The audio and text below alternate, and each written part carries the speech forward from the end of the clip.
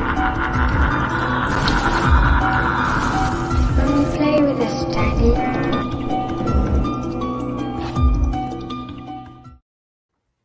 What is going on, everyone? Welcome back to Fear Freaks Podcast. My name is Braden. I'm Destiny. And we are the Fear Freaks. Starting a little early tonight. See that we're opening again with a record number of viewers. We had a 0 when the pre-stream started, but now we're slowly starting to get people coming on in. Like, honestly, each time that we start a stream early, I get asked the same question every single week. It's, I thought this started at like so, and normally it would. But circumstances arise, and I do apologize if you guys can't tell. Destiny said she couldn't tell, but this eye is like slowly on its way shut. I don't know what the heck's going on. I'm trying to keep everything composed. I'm just a hot mess right now. So that's pretty much what's going on with me. But Destiny, how you doing this week? What's going on? Like, let's get right into it. What's within your world of horror? What's going on with you? How's it going? What's up? Still here. So that's a positive. Still here. Yeah, that's how my week overall has been. And for what's in my world of horror, I actually did watch some movies this week, but most of them were rewatches, but whatever. I watched Valentine's Day. I watched the original Friday 13th the other night. I did watch Texas Chainsaw Massacre, the one from last year, because Brett and I were talking about it on the stream, and I was like, you know what? I think I want to watch it again. And I did. Still not good, but still fun. And for the first time, I watched Studio 666 for Back from the Dead with Brett. So, how was that? I thought it was really good. I mean, well, I wouldn't say really good. I thought it was fun. I thought it was really fun. That's probably the best way to put it. I've never seen that. Fighters, it's cool. Even if you don't, it's cool to see them all in the movie acting. And like, it has great kills, and it's pretty cheesy, but I feel like that's what they're going for. But it's a fun time if you want to kill almost 2 hours. Mm-hmm. But it's fun. Cool. Okay, good to know. Anything else within that, or no? Is that it? I think that's it. That's it. Yeah. Honestly, week was very, very slow for me. I don't think, like, in terms of like horror movies, I don't think I watched any. I haven't even gotten my Scream reviews out. I'm falling behind on those. Like, I gotta watch Scream 1 and 2, and I gotta watch all these as we lead up to Scream 6. And here I am. I'm like, just throwing out false promises, which is absolutely insane. Mm-hmm. So, I said I was like, hey, I'm gonna get my review out there, and still haven't done it. So I do apologize for anyone that's been waiting on those reviews. You guys know I like to go in depth on like those on those types of reviews. So I got to do my research, and I'll have a little bit of time this weekend. So that's when I will start. Hopefully next week I can start popping those out. But what's going on to the chat? How we doing tonight, guys? Brettman says that he's currently going to watch Winnie the Pooh, Blood and Honey. Well, have fun with that. Hopefully you have a great time. I mean, I'll watch that eventually, but I think I'm going to need some alcohol, and I'm going to need a night at home. Lamontre, what's going on? How's it going? Ashton, how you doing? Jada Cook, what's going on? I believe this is your first time in here, and if it is, welcome. I'm glad to have a new person in here. It's always nice to see some new faces. Antonis, what's going on? Byron, how you doing? I will answer your question here in a second. Denise, what's going on? How's it going? Welcome in, guys. I guess the one thing I can highlight from this past weekend, I saw Kevin Hart here in Phoenix on Saturday night. That's not really horror, but that was a highlight of my week, and he was absolutely hysterical. And last night on the Spider-Man, I actually brought up a comment and really liked how he ended his show on Saturday. Before he walked off the stage, he was asking if everyone had a good time, and obviously the audience erupted. And he says that he loves his job, and his job is to bring happiness and joy to people, and he's very good at it. He's very funny. But that really got me thinking, and I was talking to Brettman about this on the Spider-Man last night, and I want to talk about it with Destiny here too, is that that's our job every single week to come on here is to, not only talk about certain topics, but it's to really entertain you guys. And there's a reason you guys come back. And those of you that watch us live every single week and or listen to us when it's on Spotify, we do appreciate you. We appreciate you, and we hope that we are able to at least put a smile on our face, even if that means literally battling the shit out of each other live on the stream. We hope that that's at least entertaining for you guys. I really do appreciate everybody that watches us, and I just really wanted to say that. I don't feel like I'm sincere enough all the time. So, Destiny, I don't know if you want to say anything to that, or if you're just kind of like, yeah, no, I'm not saying shit. I don't want what he said. I don't really like getting, sappy. I'm sorry. She doesn't like getting all sincere or anything, but and I speak then I guess on both of our behalves. If we can entertain you guys throughout the night, that is all that very much matters. So thank you guys for being here. Batman, what's going on? Batman 89. Keaton, he is definitely like he's in the top 3 Batman, but Christian Bale's my favorite Batman of all time. Chad, I think that you mean ladies and gentlemen. I'm a gentleman. I'm not a lady. So get your facts right. Keep that shit in check. Okay, so I see you, Destiny. Okay, so the first question of the night is Byron. He says, who would you pick to direct a future Children of the Corn movie? Ari Aster or Guillermo del Toro? What do you think? What are you thinking on that? Oh, well. Sorry, I thought I could hear myself. I don't know. Guillermo del Toro, maybe? Because I'm trying to think. Like, I've seen The Orphanage, and he was just like the producer on it, I believe. So he didn't like actually direct or anything. Mm-hmm. And it's really not like the kids are evil in that movie. But I think he would actually do a great job with that. Yep. Yeah. I think so too. I think Ari Aster kind of has his own style. I don't think Children of the Corn would necessarily, and I like his originality. I like Ari Aster's originality. Like Del Toro has produced, and I mean he even just wrote and directed the Pinocchio movie and everything. Like that was a fresh take on Pinocchio. Like the story that we know. So I think that he would have more of a take on a already established, movie, whereas Ari Aster is so good at, just kind of developing his own original fucked up ideas. And I think that is what makes Ari Aster honestly one of those filmmakers nowadays where you're just kind of like, oh shit, Ari Aster's he's making a new movie. So that's just kind of my thoughts on that. So yeah, but that new Children of the Corn doesn't look very good. I can't even lie. Like it actually looks atrocious. I'd go as far as to say, Destiny, what are your thoughts on that? That trailer, I think, did that drop today? Did that trailer come out today? Maybe yesterday, but definitely recent, like really recent. I thought it looked bad. Mm-hmm. But I said I will still be watching it because I will. But it reminds me of like Firestarter, Like it looks bad. It doesn't look great. It looks maybe somewhat watchable, but it looks like it'll be probably like boring. I don't know. And usually I don't like to be like, oh, this looks bad. But like it does look bad. There's no Malachi. Like that is a big part of Children of the Corn. It doesn't necessarily like, okay, people could say whatever they want about Texas Chainsaw Massacre from last year, from but the movie at least had some entertaining elements to it. Like it actually, like when Leatherface was doing his thing, it was just like, oh fuck, like he's going crazy, and the kills were entertaining, and everything with Leatherface whenever he was on screen, I thought was awesome.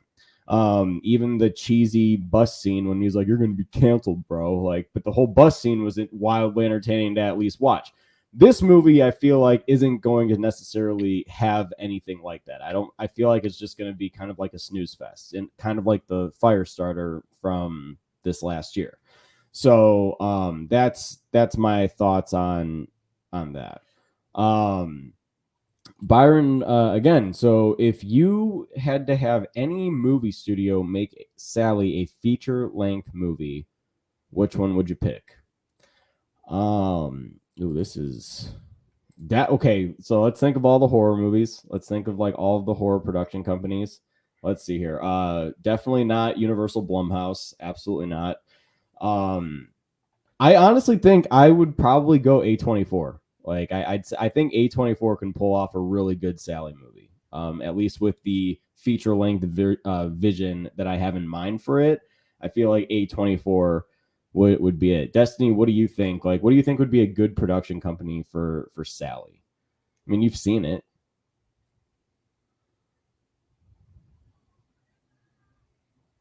Not Blumhouse. Okay. Okay, It so would we're on the be same page Blumhouse. there. Like, what do you think A24 might be good, or do you think that like it might need to be something like who's another good one? Not New Line. I really do think A24 is like the darker, grainy vibe that I kind of like would go with a movie like that. But that's just me. A24 then. I'll say it too. With Destiny playing the title character of Sally, obviously. So yep, there it is. See, right off the bat, all you have to do is add in the cackle effect, and there it is. Like there's a Perfect.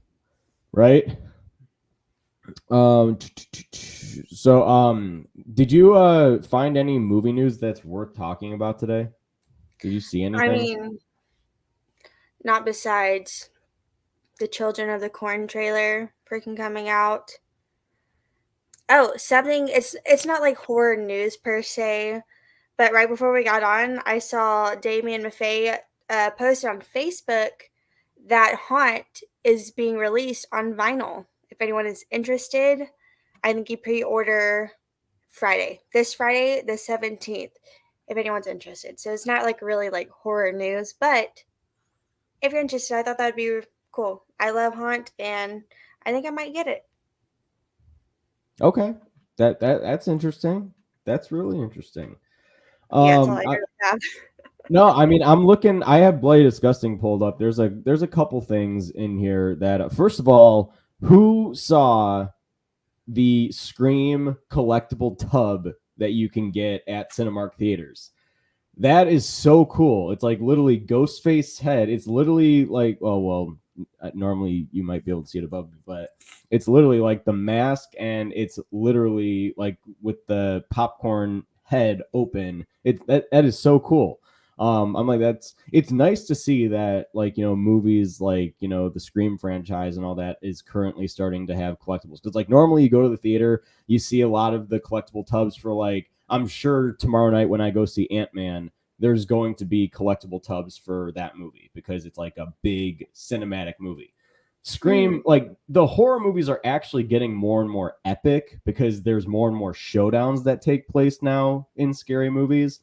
And I like that formula kind of shifted. I don't necessarily know that actually might be a fun episode to do like in the future, is talking about like where horror kind of shifted into like, the music that is actually in horror trailers seem a little bit more big and cinematic now, right? Like it actually looks like there's more action pieces that go on, which to a degree is like they're fitting into the trope, right?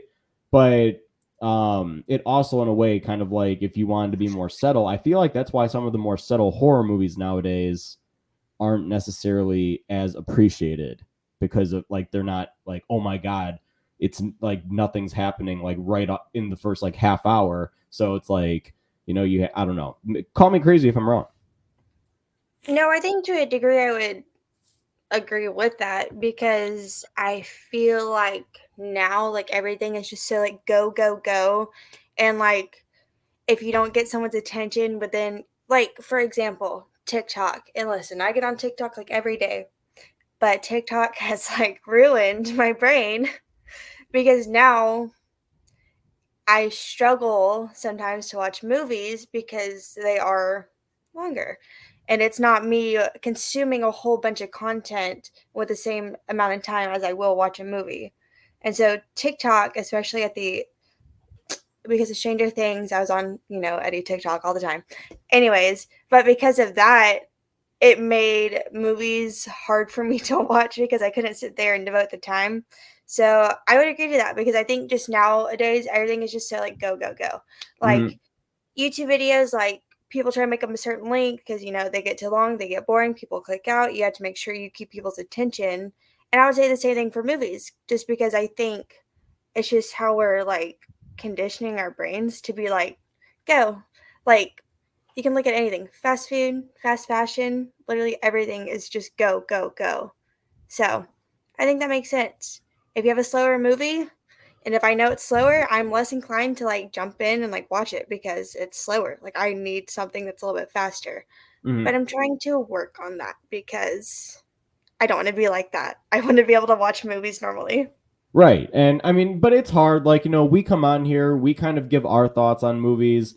When you really start like, that's one thing is like when I started talking about movies in depth, like on YouTube and would like actually analyze them and kind of be like, okay, well, I'm looking at cuts and having made a couple films myself. It's like, you really kind of think about the technical element and everything that goes into it. So you pay more attention to those movies because when you make a film, you pay attention to all of that because you want your movie to come out to be the best possible thing that it can be, even if it fucking sucks, right? And this goes for first-time filmmakers because let's face it, as a first-time filmmaker, nobody's film is ever going to be perfect. So for all you first-timers out there, if you've made a film and it is atrocious, then you're just going to learn. It's a learning process, right? You have to go through that.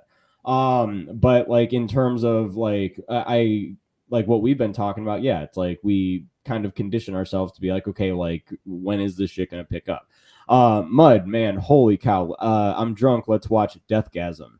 Oh my god. Didn't we say that we were gonna do a stream like that, like in the future? Like we were gonna just do a drinking one and watch that? Yes, we need to. Oh boy, Blood maybe in the Death. next, maybe we can do that in the maybe. I feel like the week of St. Patrick's Day that might be a good one to do because that's a drinking week anyway. St. Patrick's Day is a drinking holiday. You might as well just start Wednesday and go through. It's on a Friday this year, so there's that. Start up with Wednesday night with Fear Freaks, and people can tune in and we can drink and watch. I've never seen it, so that's going to be like a first time watch for me. I know that everybody has pretty much said extensively that they would be excited to see what my reaction was going to be. So I'm excited to even sit down and do that. Matthew Baker, thanks so much for the question. What's one film reboot you could stop from ever happening? Destiny, I'll let you answer this one first. Like one that hasn't came out or one that's already came out?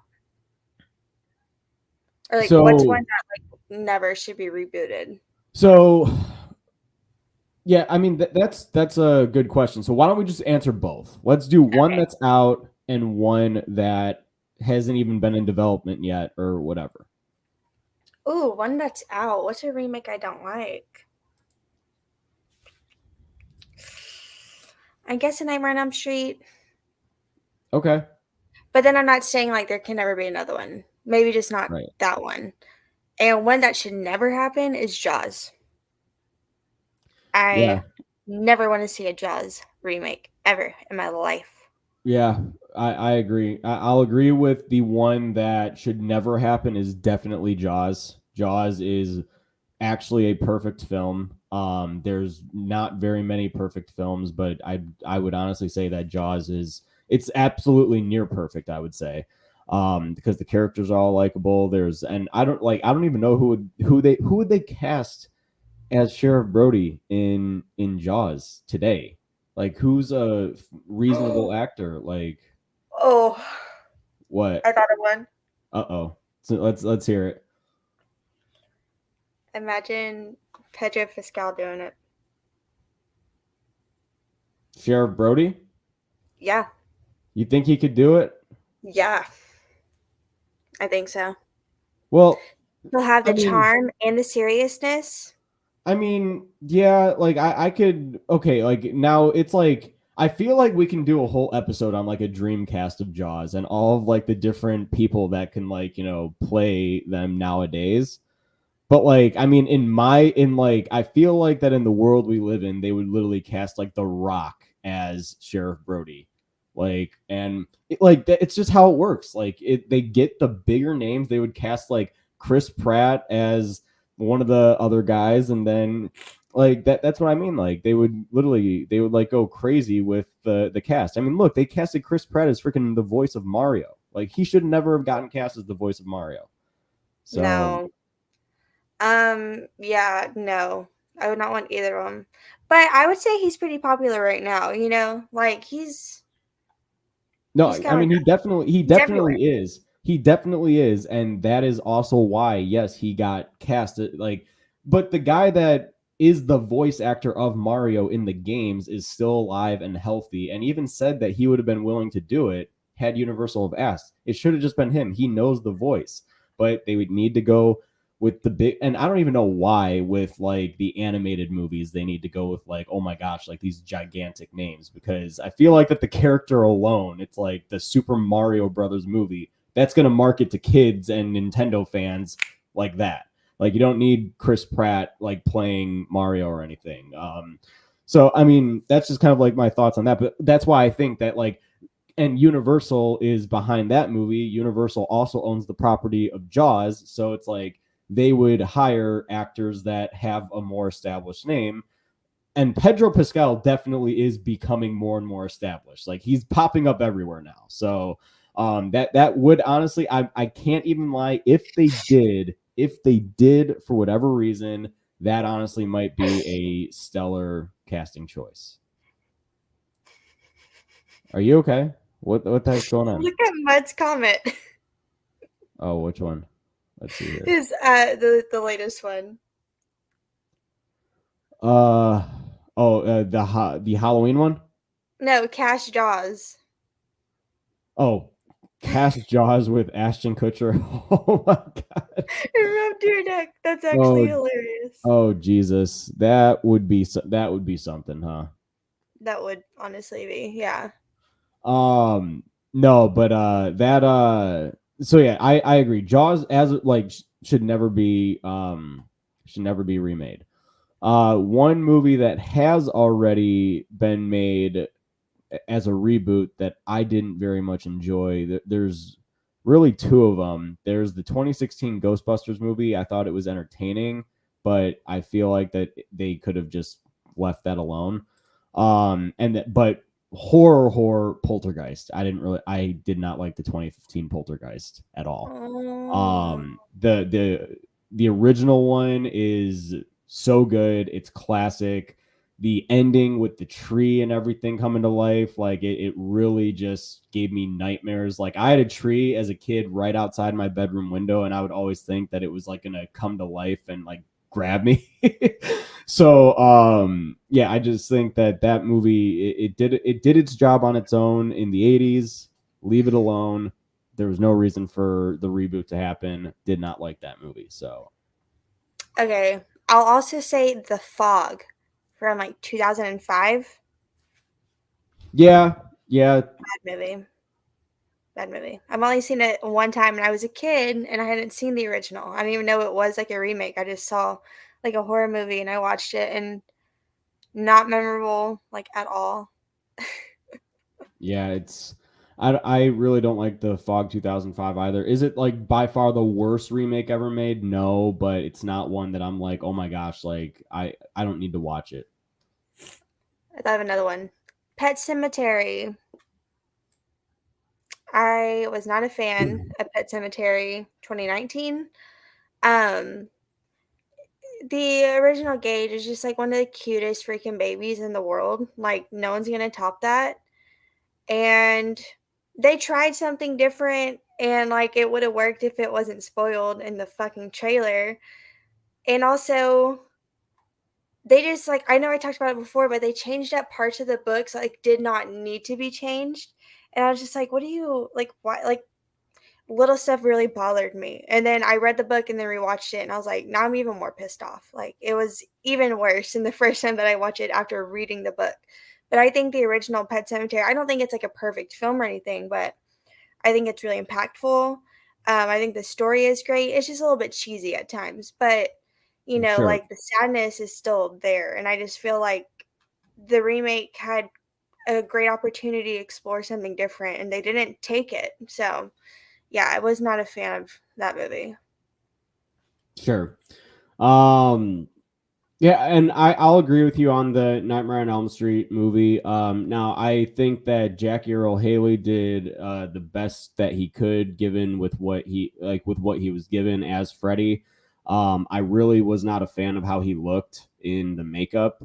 Um, like I wish it would have looked a little bit more burnt onto his face. Like it didn't resemble Freddy like I wanted to. Like I feel like there were some of the teaser posters, the first teaser poster that they released, like with it just had his hat tilted down and it had like the red lighting and it looked like that it actually looked like his face was all burnt and crispy on the side with like with the razor blades. I thought that was absolutely great. I was like, okay, like that teaser poster, I was hyped. I remember I was like, I'm a big Freddy fan. I was absolutely over the moon hyped when it said 2010, and I was like, fuck yeah.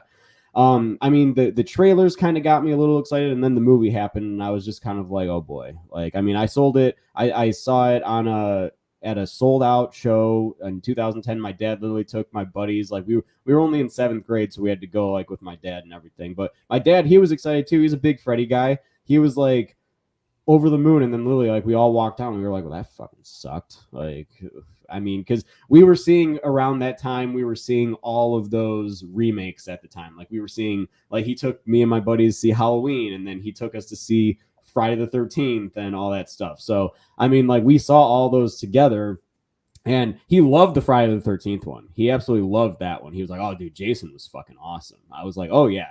Like, but that was his favorite because, like, I mean, yes, there's over the top stuff in those, but it was still a good time. But yeah, the Nightmare on Elm Street remake, I just don't think it was necessary. No. And like it's just funny the movies you're saying, like, because that's like the same thing with like my dad and I. We watch, I don't think we ever watched the Friday 13th remake, but we definitely watched the 2 Halloween movies. And it's just like, what is it with us just like watching these with like our dads and stuff? And they're so like inappropriate. They're like some of the worst stuff you've like ever seen, and you're just like with your family. Makes for a really awkward watching experience. Yeah, I mean, like my dad, he wasn't the proudest to take because I was in 6th grade when Halloween came out, when Rob Zombie's Halloween came out. He wasn't the proudest within the first like 10 because like he was expecting classic Halloween. Like Halloween's not that violent. Like he doesn't give a shit about the violence. It was more of like all of the vulgar language and everything. Like where Yeah. he was just kind of like sitting there.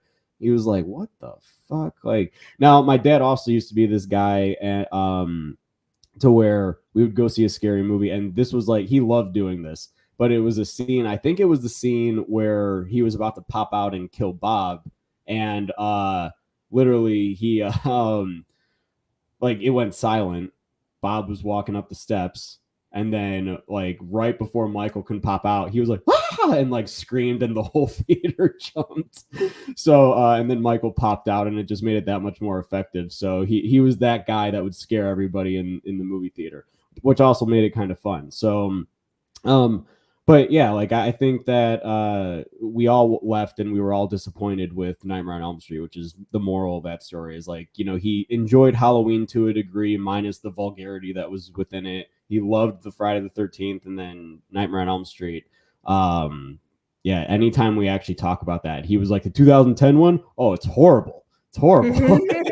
So yeah. But yeah. Great question, Matthew. Thank you for that. Let's see here. There was another one. Mud is asking, is Infinity Pool streaming now? I don't know if it is. I actually don't know if it is. I haven't paid much attention to that. Do you know if it is? It's available for rent. Okay, there you go. Destiny knows. That's not something that I would know. Byron says, I'd love to see Mike Flanagan make a Scream movie. I think it would be different from the other Scream movies. Mike Flanagan definitely has unique visions. I don't think that he's good for Scream. And I think that he knows that too. I don't think I'm saying anything that, he like out of left field to like, because I do think that he would be right for Elm Street. He said that he has an Elm Street idea, and I'm like, I could definitely see him doing it. Now, if he does his Elm Street idea and it does well, maybe like I'll be like, okay, like I don't know. But Scream is a very specific vibe to these movies, and it's something that I think Radio Silence did very well with in Scream 5 is it felt like a Scream movie. And the same thing with Scream 6, even though Scream 6 does seem a little bit more action-packed, I don't necessarily blame the directors for that because that would be more on the writers if, like, it kind of changes the formula. And they are changing the formula here. Like, Ghostface is in a big city now. So, that's going to be something completely different. And my hope is that it is different. Also, people, be careful online. I'm going to say this. I've heard that apparently the ending of Scream 6 has leaked and the killer has been leaked. So please be careful. No jokes right now. Do not post anything in the chat about the killer. Please. I appreciate that. Byron, again, is Insidious 5 coming out this year or next year? The same goes for the Omen prequel that's supposed to release sometime this year. Insidious 5 is coming out this summer. It's supposed to be out in July. So, with Patrick Wilson directing. Destiny, are you excited for the new Insidious movie? I'm excited for Patrick Wilson. Yeah.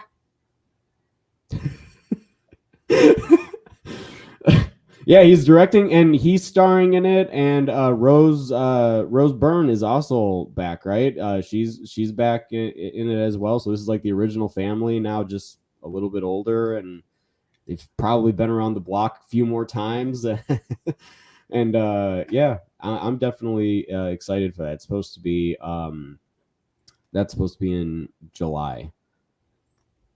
I see that we've got more and more comments coming in. Not necessarily, in a way, it's kind of horror, but it looks like that we got our first look at Lady Gaga as Harley Quinn in the Joker sequel. Did you ever see? You saw Joker, right? Oh, you didn't?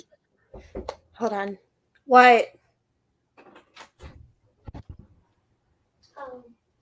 Can I have one of your coverage strawberries? Yes, not the chocolate one though.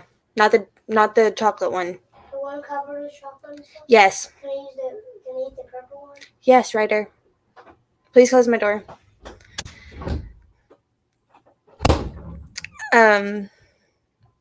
Anyways. Insidious 5. No, I was asking. I was gonna say. I thought that you had seen Joker because it's more. Oh, it's like darker and it's got more horror psychological elements to it that I feel like that you would like. It's not like, even though it's like under DC and it's a completely different take on the character than like what happens in the comics or in the original Batman live action movie. But I mean, like this looks great. I mean, I'm excited to see Todd Phillips coming back. Obviously, Todd Phillips was a drama and a comedic director prior to coming on to Joker, and to kind of see his take on this psychological thriller. I would say it's just watching somebody delve into madness. It's great. So but yeah, Lady Gaga, this image looks great. So just thought I'd throw that out there because it's on the news that I was looking at. I did see that picture. And I do want to watch Joker. I'm not just like avoiding it. I just haven't watched it yet. Because, I saw people compare like Pearl to Joker. Or like when any movie was coming out, they were like, this is going to be my Joker. Someone did that with like the Bob's Burgers movie. And I was like, that's me right there. Like, this is going to be my Joker. But I do want to watch it because I'm really interested in like Lady Gaga. Like, that is so, like I never watched House of Gucci or anything, but I did watch her. in season 5, American Horror Story Hotel, as like the countess, and she was so good in that role. So I'm excited. Oh, and I saw like some of A Star Is Born, and that was like good. So like I think she's a good actress. So I'm excited to see her play something like more, like out there and like kind of like crazy. Mm-hmm. So I'm excited for that. Yeah, no, I mean, same. So I think that it's gonna be, and I'm curious to see like the trailer. I'm curious to see like how she's gonna sound and move and all that stuff. Guys, it's gonna be completely different than Margot. So just expect that it's gonna be completely different. Jumping down here to the super chat. Thank you so much, Atanas. Appreciate you. I actually love the Elm Street remake. It's my favorite horror movie remake. It's so dark and creepy. The movie has the scariest Freddy in my opinion.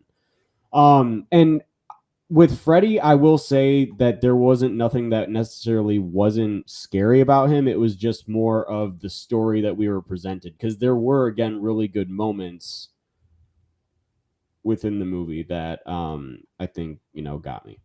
I had to compose my thoughts. I saw that. I saw you're like, where's he getting at? There it is. Like, Like I think he's the darkest, but it's just like because like they full on say it in this movie rather than like just hinting at the idea that he's like a pedophile. So like I agree, he's definitely the darkest in that sense. And like like you said, I think there are good moments like the micro naps. That is such a good idea. That whole scene in the like pharmacy I think is so good, where it's cutting like in and out, and the part where like Nancy like falls through the roof and the blood is like going upwards, like I love that part. And like welcome to my world, or because now you're in my world, bitch, similar to Freddy versus Jason, but I love that too. So like I do think it has good moments, and it was one of the only DVDs I owned for like years. I owned this Friday 13th remake, and then like not Final Destination, Paranormal Activity. So I only had like 3 movies, and that was one of them. So I did watch it a lot. So like I have a soft spot for it. I just don't think it's very good in my opinion, obviously. But yeah. that's cool that it has fans. Yeah, and I mean, I think that there's like, I mean, every movie has fans, but I mean, like with this one, yeah, it's relatively nice to know there is a group of people on the internet that very much appreciate The Nightmare on Elm Street, the remake, right? Yeah. The opening is fantastic. I will say that. That That too. is one thing that I will always give it credit for. The opening 5 minutes is holy shit. Like I was genuinely like, oh man. Like, and it did have a really big weekend at the box office the weekend that it came out. I know that. But I love like when you see the gloves for the first time, like when like he hears something and then you just see his hands extend. You're like, oh shit, fuck, like this is badass. I did enjoy that opening a lot. Misael, why would he say that? What are we talking about? I missed that one. That was like so long ago. There's I know, no but telling. I'm catching up right now on like all these like we got questions. We got peeps bringing in the questions. I know. I've been watching. Okay, well I'm scrolling down as I've got the questions on my monitor. So you know what? I'm sorry, people. I'm sorry. Okay, Destiny's better at this than me. Okay, Destiny, you pick the next question then that you want to answer.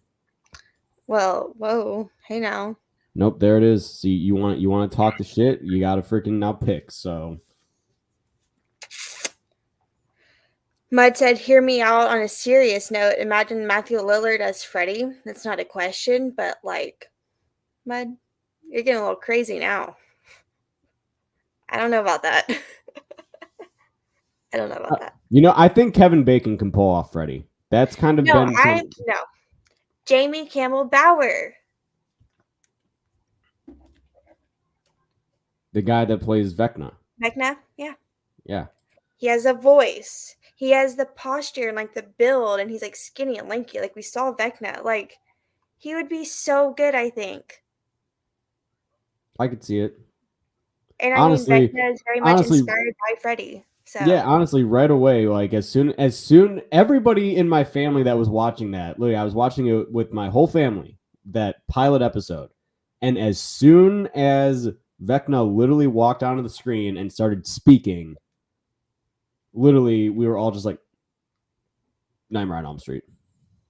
yeah, because Like, I remember knowing that Robert Englund was in it in some way, but I didn't know to what extent. So at first I was like, is that him voicing it? And I was like, I don't think so. And then we see Robert Englund's character, and this is still before, anything, but like yeah. I think he'd be great. It's not too obvious, okay? I think he'd do a great job. Is it too obvious? A little bit, yes, because obviously we know he could do it, but I think he should.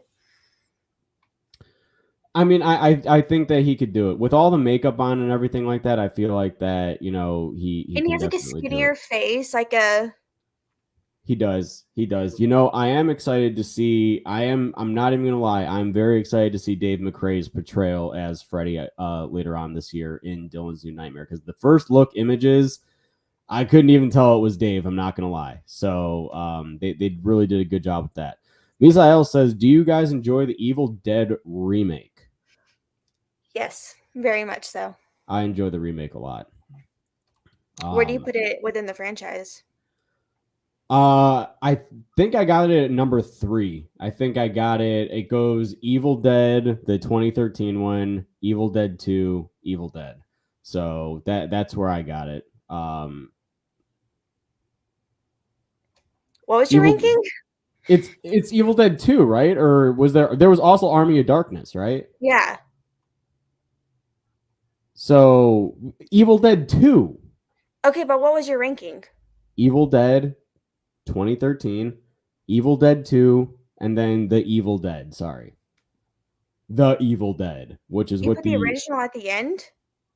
that's number 1. Oh, why are How is you that? ranking them this way? Because it goes 3, 2, You're your 1. best. You Your know, best. no, you don't. You go See, worse. that's why it really threw me off. Because then you said the third, but then you said a second, and I was like, You literally made me question myself. I was like, did I just say it? I was like, I'm like, Evil Dead 2 is a movie, right? it's just the way you did it that's just like that's backwards. not something that's just like burned in my head. Like I'm like, no, Evil Dead 2 is definitely a movie. Like it's in my top 3. I very much enjoyed it. I like the dark take on it. So I like the very dark take on it. And it's violent. So how would you rank them? Well, from 1 to 4, Okay, now go ahead. Go. the right Go. way. The Evil Dead. Evil Dead. Evil Dead 2, Army of Darkness. Okay, gotcha. And then yeah, Army of Darkness is your last one? Yes. Least favorite? Okay, so that's my least favorite as well. So oh man. I literally was like, you literally just made me. I was like, am I gonna have to throw this off? Am I gonna have to delete this section like before I upload it onto Spotify? Because I was, man, whew, it gave me a heart attack there. Anyways. Oh, dramatic. Chad said I would have said Joseph Quinn, but he's only good in one role. False. Not true. Because I've seen almost everything that man has been in, so I think I would know. Do you know that video? I think I know more about American Girl dolls than you do, genius. Do you know that? He thinks that he knows more than you do? No, I was saying that I think I would know better than Chad did. Which I know Oh. he's just fucking with me, but still. Anyways, he's a very talented actor. He is talented. I'll give you that. Misael, thanks so much for the super chat. No question, just shout out you guys. I appreciate that, Missile. And we love you. Thank you. Let's see here. Aaron, thanks so much for the question. Braden and Destiny, what's the scariest movie you've ever seen? Or if the movie itself isn't that scary, what experience made a movie that much scarier? Destiny, what you think? What you got? What you got is the scariest movie that you have ever seen? Oh, it's kind of hard because I always go like with 3. So maybe I'll just say like 3 really quick. Jeepers Creepers. This movie scared the shit out of me as a kid. It still unsettles me when I watch it now. And it's like I've had 2 dreams about the creeper my whole life, and they were absolutely terrifying. And then darkness falls. I was a kid when I watched this, still losing my teeth. It's a Tooth Fairy movie. She comes out in the dark, and I was scared of the dark at the time, not anymore, but that did not help, so that scared me a lot. And then we're talking about Insidious earlier. The first Insidious movie, I watched that like the year it came out, not in theaters, but like at my stepmom's house, and we watched it like as a family. And it scared me so bad. I had to pee with the door open. Like I couldn't even shut the door. I was so scared. I don't think any of these, well, besides Jeepers Creepers, and that's a little cheesy. It's still scary when it in those scenes. But now I don't think really any of these are like as scary as they were at the time. But at the time, I was so fucking scared. Okay. My the most scary movie I think that I've ever seen is, well, this is one. Okay, I should say, so one that terrified me when I was a kid was easily The Grudge. The Grudge, 5th grade. It terrified me. Saw it. My aunt literally brought me to the theater because she knew that I liked scary stuff and, thought that I might be able to handle this. And this movie honestly gave me fucking nightmares for months, months on end. But I will say the movie that really fucked me and my friends up is Signs. M. Night Shyamalan's Signs. The music, the way that the movie opens, the cornfield scene, like so I lived in a town like where there's like our town, and then you go on this road, and if you keep going straight, you just run into a whole bunch of cornfields. And like honestly, driving around there at night, it's like I would always with my headlights on, I would always be looking in the corn stalks for legs, getting ready to walk back in. It was, and you guys all know the scene, the news scene. It fucked us up.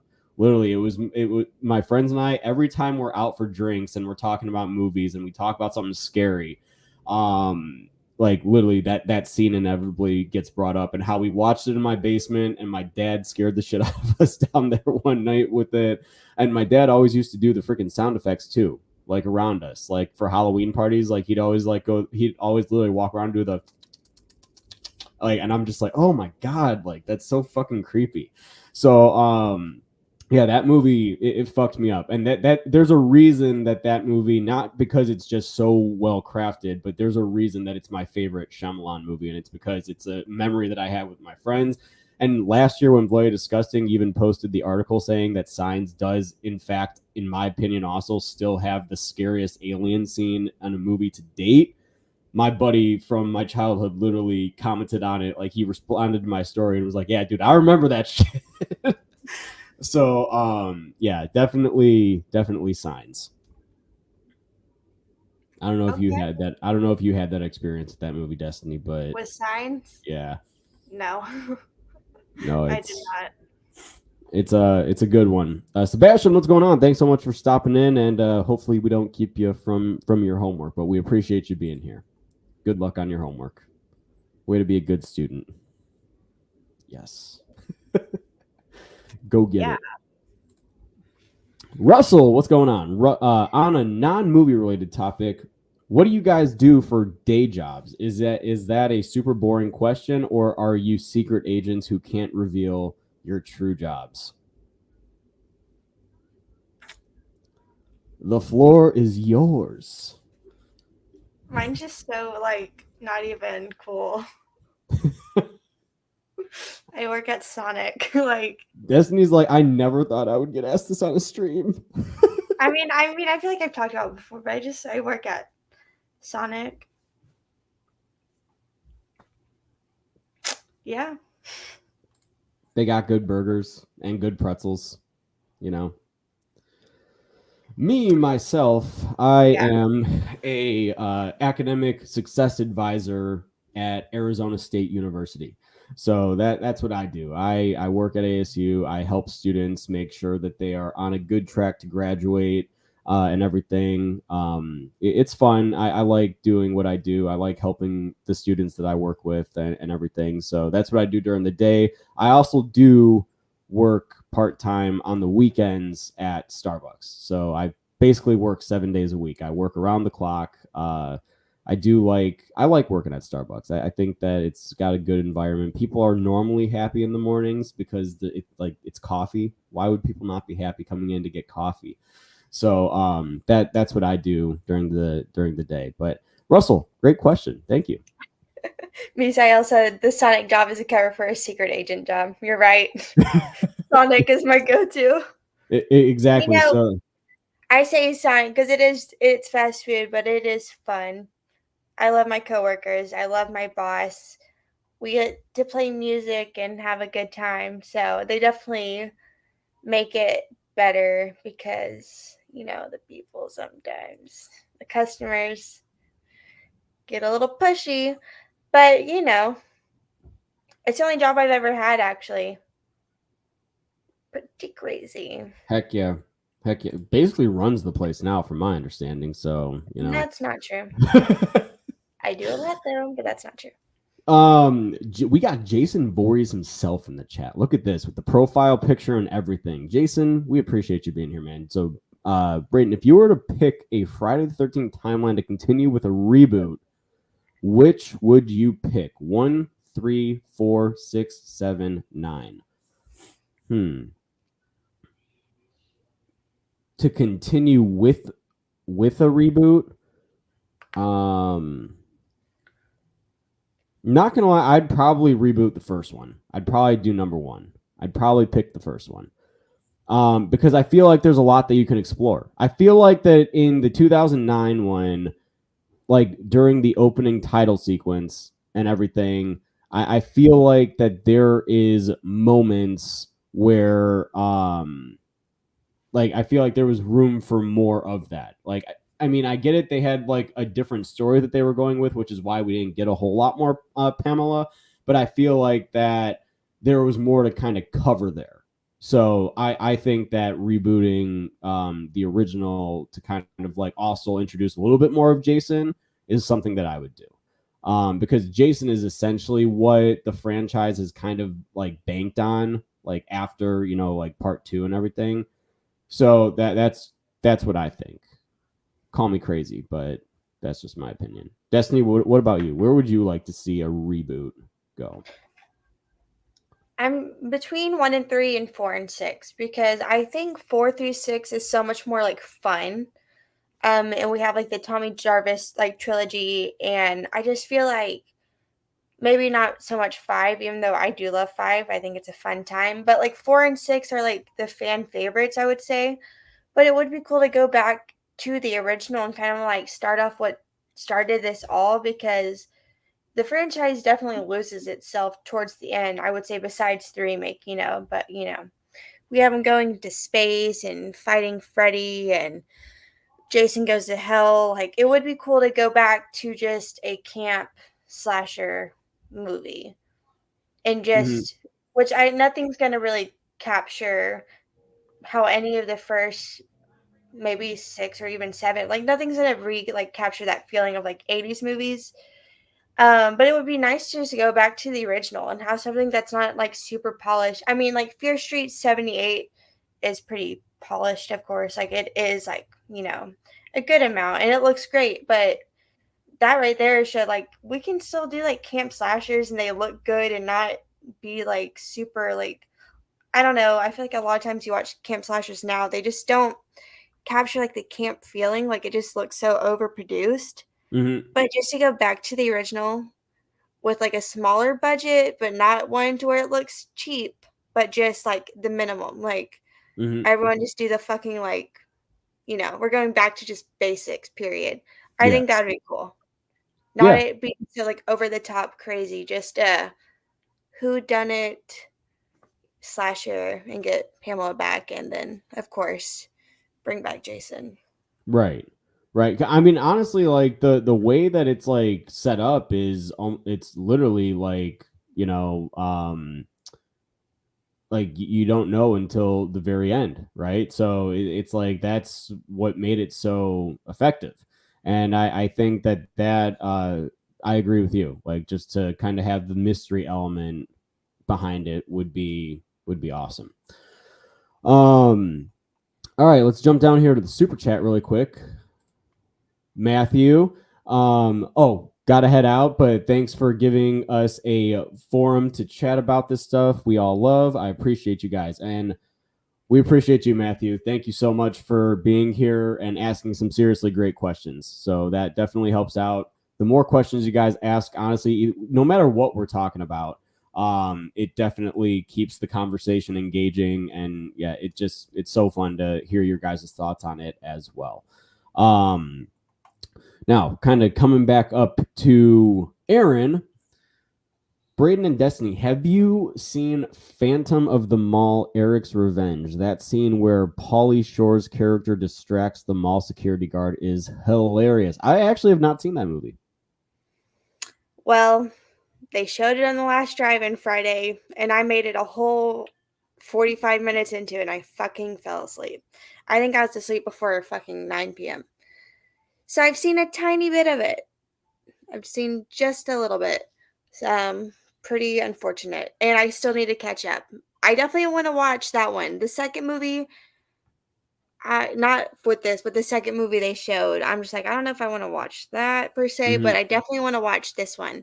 And it has Tommy from Hack-O-Lantern, one of the best movies out there. So I'm happy to see Tommy again. There you go. Destiny loves freaking Hack-O-Lantern for a fact. I do. It's so good. Mud. So there's a movie on this list right here that I do want to bring up that I really don't think gets enough love, and it is the Blob remake. I definitely agree. The 80s Blob remake I fucking love, and my dad introduced me to that movie too. Like I genuinely remember too. Like I remember we were at the video store one night and he was like looking at all the VHSs and he goes no fucking way. And I was like, what? And he was like, this movie right here is awesome. And like I'm like looking at it, I'm kind of like flipping like through the back and everything. I'm like, Dad, this just looks like a big splat of jelly. He goes, it is. That's exactly what it is. It's just like he's like, it's a big jelly that literally sucks the skin off of people. And I'm not gonna lie, I didn't eat peanut butter and jellies for a whole week after watching that movie. So, a whole week. A whole week. I was just like looking at the jelly in the fridge. I was like I was just like looking at it like this thing's gonna fucking pop out of the damn jar, isn't it? That like my mindset, my imagination when I was a kid ran fucking wild. Okay, it ran all over the place. I can tell. So maybe that's why my brain is as twisted as it is today, is because I would just like literally think about like all this shit. Like I would look at a jar of jelly and be like, it's the fucking Blob. It's in there right now. It's gonna break and it's gonna start eating people. Yeah, I know. Nobody else is laughing, but I thought that it was quite hysterical. That's good. So, yeah. Bradley Heath, what's going on, man? Brad, sorry, I don't know why I called you Bradley. I'm sorry. I literally said that. I literally said that like I've known him for my entire life, and I'm like Bradley. So, Brad, don't get mad at me, buddy. I'm sorry. Chad says that Braden co-directed My Special Boy, a Friday the 13th fan film, which kind of is part 2 in the Friday the 13th series. That is true. I did do that. I was there. So Byron says, what if Dave McRae made a Silent Night, Deadly Night remake? Would you two watch it? I mean, I've enjoyed the movies he's made so far. Yeah, I don't see why I wouldn't. Like, I support Dave in all his ventures. I think that he's a talented guy, very talented voice actor too. I think that that's honestly something that nobody gives him enough credit for. But I mean, it's like his job. I know, like you literally but like that's what people think. Like they think like that he does all of those voices on his streams, but it's like people underestimate that he's the real deal. He does this for a living. So and people constantly ask, like they're like, well, how the hell does he do that? And it's like it literally that's what he does. Like yeah, I think I'd seen him post that he had done the voiceover for the trailer for The Descent, I think. Mm-hmm. I remember him saying something like that, and I was like, that's just like so crazy when you'll watch like a movie and then just like knowing that, like, whoa, Never thought Yeah. someday you would know, like, the guy that did like a voiceover for the trailers. Like, that's just like crazy. But yeah, super talented. I would definitely watch it. Yeah, like, and I mean, and he's also a very talented filmmaker. He just made It's Me, Billy, and it looks like the Indiegogo for, shout out to It's Me, Billy Chapter 2. The Indiegogo for that opens on May the 1st. So, I know he's starting to market stuff for that already. Looks like that this is going to be part 2 of their 2-part story. So, yeah, I definitely plan on supporting it. I didn't get around to getting a Blu-ray for It's Me, Billy. So my hope is that I could support them and get the Blu-ray combo pack. I'm sure that they're going to have 1 and 2 together. So, but yeah, a very talented guy. I would definitely watch it. Mm-hmm. Other questions? What we got? What's going on? What's been going on in the chat? Because I'm like literally, what time is it right now? 6:30, and I'm looking at comments that was literally thrown in here at like 6:19. I'm terrible. I need to catch up, Okay. right? Yeah. Destiny, answer a question. Okay. Well, Mud said a whole week without peanut butter and jelly. How did you survive? I don't know. Okay, good job. Let's go. Destiny, have you seen the horror movie called The Loved Ones? Yes, I have. I enjoyed that. Have you seen that? No. You should have watched that yesterday. All right. Have you seen Mandy? If so, what did you think? Oh shit. We can answer that one next. Okay. So best horror movie you like showing people? Say it at the same time. Best horror movie you like showing people? Yeah, say it at the same time. Okay. One, 2. Two. Okay. Hold on. Here we go. 1, 2, 3. Scream. Scream. Okay. So There we go. yeah, Scream I already is knew that was your answer. Scream is my all-time favorite movie to show people, because if people are getting into horror, it's a whodunit. At the heart and soul of Scream, it's a whodunit with some really strong characters with some horror elements. That the characters are strong in Scream. Yeah. Like, I don't know why you just looked like that. Like, you're I was looking at the chat. Oh, okay. Like, I mean, I can never tell. Like, I can never tell if it's like me saying it and you're just like, oh, okay, whatever. Or if it's a comment. But yeah, Scream is my all-time favorite movie to show people, because it's just that damn good. So, and if I'm gonna say it, and I'm gonna say it in my review too. And I've said it multiple times on this, that the first 10 minutes of the movie is still the greatest opening 10 minutes of all time to any horror movie, period. So I stand by that. Thanks for listening to my TED Talk, everybody. Mm-hmm. Appreciate y'all. Russell, where does My Special Boy fit on the Friday the 13th storyline? So My Special Boy, like Chad said, it does kind of fit in between. It's kind of like the second chapter. It's kind of like part 2 to Friday the 13th. So that's essentially where it would fit. It's like a soft requel to the original film. So that's what I would say. Me too. We got the Shape in here too. We got Michael Myers himself in the chat asking a question. No shot. What the hell?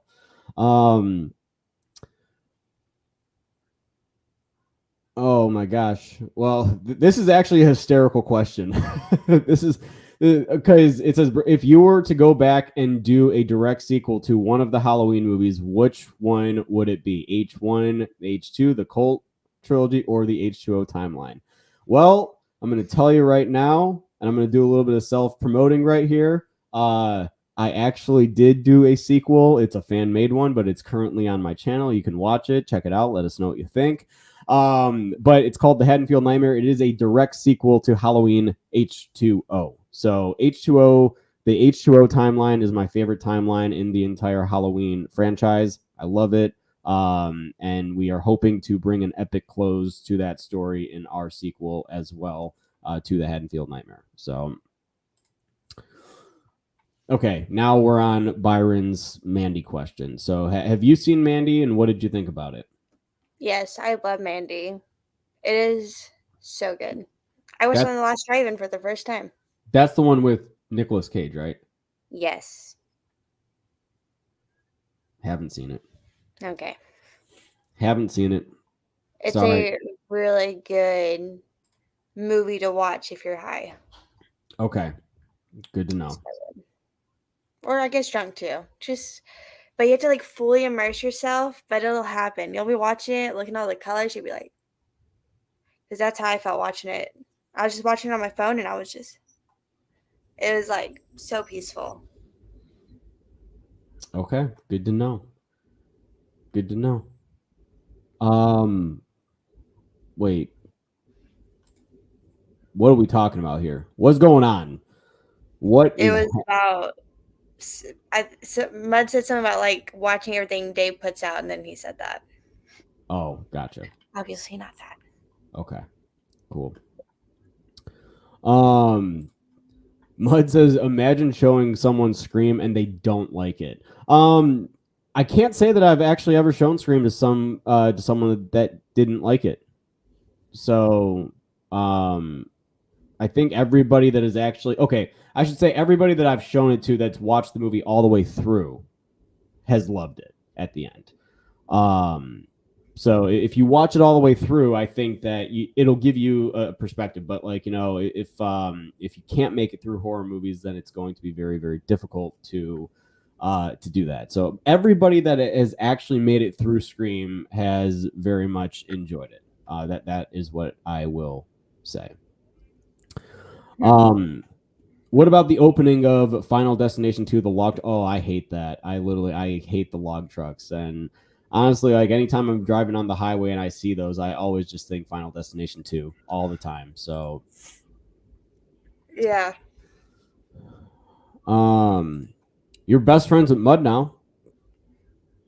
There you go. Earned yourself a new best friend. Yeah. Gold star. Deathgasm and Mandy, both amazing movies. Love them. Denise, thanks so much for being in here. Appreciate you. Hope that you have a great night. Thank you, Denise. Have a good night. Let's see here. So no other questions in the chat right now. We've been streaming for about an hour and 8 minutes, so we're gonna go ahead and start kind of winding down here. Anyone have some last minute questions? Make sure you guys throw those in right now. Sebastian, I see that you just threw in the super chat. Thank you for that. Thoughts on I Know What You Did coming back, guys. What do you think, Destiny? What are your thoughts on the I Know What You Did last summer coming back with a sequel, direct sequel? I'm excited. It's something I didn't really think we were going to see, but it doesn't surprise me that we're going to see it as well, just because we're getting sequels, like that's just the big thing right now is like sequels. So I'm excited. I didn't really ever think it was going to happen, but I'm really curious to see just how they play it out and like if it's going to be like the same fisherman and like the same, Yeah. I'm just curious as to see where they're going to take the story, but I'm excited for it. Yeah, no, I mean, same. I'm very excited to see how they're going to handle this sequel, because they did say it's a direct sequel, right? I think so. So it's like, I'm not 100% so sure. it's literally like the I Always Know What You Did last summer and the all that stuff doesn't exist, right? Like this is it. Yeah, because in part 3 it says that Julie and Ray they had died. Like it's in like a newspaper or something. So I'm assuming they're excluding part 3, which rightfully so. Like they should not include part 3. Right. I mean, I would be okay if they just did a direct sequel to the first one. I mean, it seems kind of like a trope right now. It kind of just seems like it would bring a little bit more leeway as to what they can do. So I think that would be probably the route that I would go if that's what I was hired to do. But either way, excited. It's exciting to see that coming back. It's nice to see that really all of these like slashers and everything that we know and love is still very much present in today's day and age, and they're never going to not be around. I mean, there's always going to be a new generation to introduce these characters to. So yeah, that's gonna be fun. There you go, Destiny. That's for you. When it fucking happens. She's like, damn it! She's like, if I get asked this one more time, I'm going to freaking flip a table. Literally, I can't even enjoy my night. Can't even enjoy your night without getting asked that. So,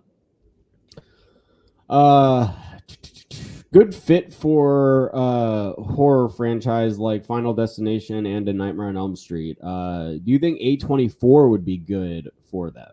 For them? I don't know. Maybe not. Maybe A Nightmare on Elm Street. But I don't see Final Destination. I feel like, and this is no offense to Final Destination. Final Destination is not, like, I don't want to say like highbrow horror, but you know what I mean? Like, it's not, Final Destination is not Hereditary. It's not like Midsummer. I feel like it's just not as serious. I don't know the best way to say it without sounding like snobby about it. I just don't think Final Destination is A24, really. Mm-hmm. I feel like it just has a different feel. Yeah, no, I agree. And honestly, I would say, I mean, both of them are New Line right now. Both of them are New Line, and I think that New Line is the right company for those because they know what they are. They've established them. They know what they are. So I think that they should honestly stay with them, in my opinion. Yeah, I agree. And now Universal has the rights now to Friday the 13th because it's coming to Peacock. So and Peacock is owned by Universal. So and that was always with Paramount. So I'm curious to see how Universal is going to handle this property. So yeah, but I know that Friday the 13th wasn't necessarily like involved in that question, but that's what my thoughts are. How would you do a follow-up to Spiral? I would continue with Zeke's story right from where he saw his dad get killed. I would continue with Detective Zeke. I was honestly a fan of the way that they handled that movie. It was one of my biggest surprises of 21. So that's how I would go about that. Do you have any thoughts as to like where you might want to see, like if you're not the writer, where you might want to see that go? I mean, I'm not really sure. Like, obviously, yeah, following Zeke because we see, like the jigsaw of this movie get away, and like we don't really know what is going on at this point. He just like kind of disappears. So I guess it would just be like following Zeke trying to track down this guy, Mm-hmm. Yeah. I don't know how else to go with it, really. No, yeah. I mean, yeah. All right, we're going to pick 2 more questions to answer, and then we are going to call it a night. So there's one. This is Mud will answer yours, and then we got one more question we're going to answer. So ask a good question. That'll be the last one for the night. What's your guys' best theater experience? Mine was Halloween Kills. The crowd was like Scream 2 opening. It was magic. Best theater experience ever, Destiny. What you got? Breaking Dawn Part 2. It was crazy. Okay. I was a huge Twilight person, read all the books, Team Edward. Saw Breaking Dawn Part 2 in theaters with my stepmom and her husband at the time. And it was just crazy. That very end scene, or like the ending, everyone lost their shit. I was losing mine. I was crying. Everyone was screaming. And then, it was just like a premonition, or Alice was just showing them like what could happen. And everyone was just gasped, like they could not believe it. So it was just like, I don't really go to like Marvel movies. I guess No Way Home was actually a lot of fun to see in theaters too, because I don't really do Marvel movies in theaters, and especially one like as big as that one. So that was really cool. But Twilight was like my like Marvel, like all the people there like going crazy for it and stuff. So yeah. And like I guess horror wise, maybe I would say Megan. Megan was probably the best horror experience, because even when I saw kills, people weren't reacting like that, and I thought they would, because that's how I heard 2018 was. Like I heard like the theaters were going crazy and everyone's having so much fun. I expected that. No one was really acting like that. Or whenever I saw like the original Scream in theaters, I thought people would be like going crazy. No one did. I was quite disappointed. So Megan is like the most fun and like interactive I feel like people were while watching a movie. Mm-hmm. Yeah. Okay, good to know. Yeah, I haven't had a chance to watch Megan yet, so my hope is to do it this week. So because I think that's what we're talking about next week. Finally. But my favorite theater experience was Avengers Infinity War. There was that, and then there's two. There's that, and both of them are Marvel. There's that and Avengers Endgame. I honestly had nothing. There was nothing like it. I remember it like it was like a couple weeks ago, even though that was almost 5 years ago, which is absolutely insane. I mean, the hype leading up to that movie was just electric. You just see everything online about it and theorizing who's gonna die and wondering if you're right or not. So I thought that Avengers Infinity War was fantastic. And then the hype to Endgame, and just the Endgame is, and I'm not going to spoil it for anybody that like maybe hasn't seen it that wants to go on this journey, but like it's literally a fucking emotional roller coaster. Like you're like all the way up, and then like you're down and you're like, oh my God, and then you're cheering, and then all of a sudden you're in fucking tears. So it's it was amazing. And my hope, because tomorrow night, like, for those of you that are superhero fans in the chat as well, tomorrow night starts the beginning of the new Marvel saga, which is leading. Tomorrow night's movie is the beginning of what's up and coming. We know that Avengers, the Kang Dynasty, and Secret Wars is where it's leading up to in 2026. So tomorrow is the start of all of that. So that's going to be exciting. I'm excited. I hope that they're able to hit the feels like they were able to in those in the first, or the last two Avengers movies. But yeah, there was just genuinely nothing like it. So Sebastian says Avengers Endgame and No Way Home went crazy. But Sebastian, we'll go ahead and end on your question for tonight. Do you think Idris Elba could ever play Loomis in a remake or a TV series for Halloween? I thought of this. I think it's a great idea. Idris Elba would bring a different vibe to Dr. Loomis, but I think that it might be a vibe that could work. Elba's a very talented actor. He doesn't always have the best movies, but he's very talented. So I do think that he could bring Loomis to life.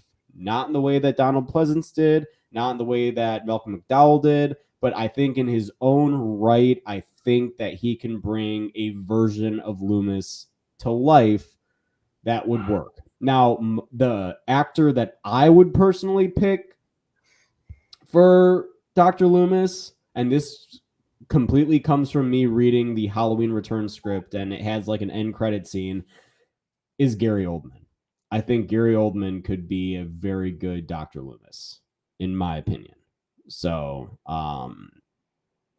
that's just my thoughts. Destiny? Yeah, I agree. I don't know who Gary Oldman is, though. Who is that? What would you know him from? Have you seen The Dark Knight? Yeah, you have, right?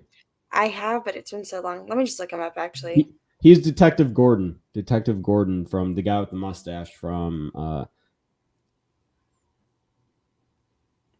Okay. Wait. Okay, The Dark Knight. I'm sorry, I'm trying to look really quick. Oh, and he was in Dracula as well. I don't remember who he was in Dracula. Okay, that'd be pretty cool. I can get behind Yeah. that too. Yeah, I think he could be a good one. So Yeah, I agree. Cool. Well, guys, you guys were all phenomenal tonight. Thank you guys seriously, you guys kept this chat going. I'm literally scrolling through this. I'm like, I think this is like the longest chat that we've had in like a while. Like I'm like looking at like all the comments and everything. You guys were absolutely phenomenal tonight. Yeah. Are you laughing at Misael saying that he is Dracula? Yes, he is Dracula. He was literally Dracula. This is just like that one meme. What was it? Oh, it was like who is something about like Aladdin, or like what was the guy's name in Aladdin? And it's literally like Aladdin. You know, that's how this feels. Thank you, everyone. Yeah. Oh, There you go. So Destiny, what do you have up and coming? What's going on? What are you doing? What do you got up and coming? Tomorrow I will be on Matt's stream for Snakes on a Plane, his first time watching, which I am very excited for because I love Snakes on a Plane. I know I've said that like every time I bring it up, but I love Snakes on a Plane. So that's it for the rest of the week, though. Okay, perfect. Gonna try my damn near hardest to get my Scream and Scream 2 reviews out this week so we can continue with Scream 3 next week. But that's pretty much it. We got our regularly scheduled programs up and coming. Next our episode isn't going to be for 2 weeks. Next week I'm going to be in California watching my sister's dog while she travels somewhere. I don't know where she's going, but she's going somewhere, and I need to be there. So I will be driving after work for that. So next week we will not have an episode, unless you could do Tuesday. Destiny, can you do Tuesday? Does that work for you? Probably. Okay, then next week we will have an episode. We will do Tuesday night. I didn't even think about that. Can you believe that? I almost just fully canceled on you, like right here. I know. I was just gonna let it happen. She was like, you know what? Fine, I get it. I can find something to do. It's all right. Exactly. There's always tons to do. So, okay, we will do Tuesday next week is when we will talk about Megan. And oh my God, Brettman actually made it into the stream. We've been streaming for that long. He said, "Oh my fucking God, Winnie the Pooh." Is it good or is it terrible? But yeah, so next week, Spider-Man Monday night.